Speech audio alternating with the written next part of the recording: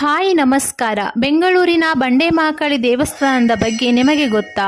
ಹೌದು, ಬೆಂಗಳೂರಿನ ಗವಿಪುರದಲ್ಲಿರುವ ಬಂಡೆ ಮಹಾಕಾಳಿ ದೇವಾಲಯವು ನೂರಾರು ವರ್ಷಗಳ ಇತಿಹಾಸವನ್ನು ಹೊಂದಿದೆ.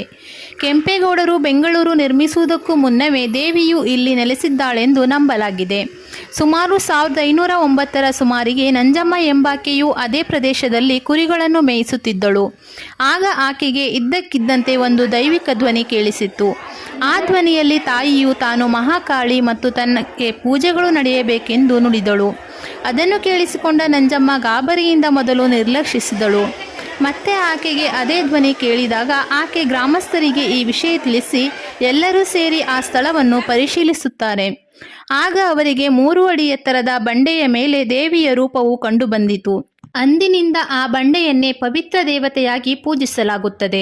ಬಂಡೆಯ ಮೇಲೆ ಉದ್ಭವವಾಗಿರುವ ದೇವಿಯಾಗಿರುವುದರಿಂದ ಬಂಡೆ ಮಹಾಕಾಳಿ ಅಥವಾ ಬಂಡೆ ಮಹಾಕಾಳಮ್ಮ ಎಂದು ಕರೆಯುತ್ತಾರೆ. ಈ ದೇವಿಯು ಭಕ್ತರ ಕಷ್ಟಗಳನ್ನು, ದೃಷ್ಟಿದೋಷಗಳನ್ನು ಮತ್ತು ನಕಾರಾತ್ಮಕ ಶಕ್ತಿಗಳನ್ನು ನಿವಾರಿಸುವ ಮೂಲ ಉದ್ಭವಿ ಎಂದು ನಂಬಲಾಗಿದೆ. ಭಕ್ತರು ತಮ್ಮ ಇಷ್ಟಾರ್ಥಗಳನ್ನು ನೆರವೇರಿಸಲು ದೇವಿಗೆ ನಿಂಬೆಹಣ್ಣಿನ ದೀಪಗಳನ್ನು ಹಚ್ಚುತ್ತಾರೆ.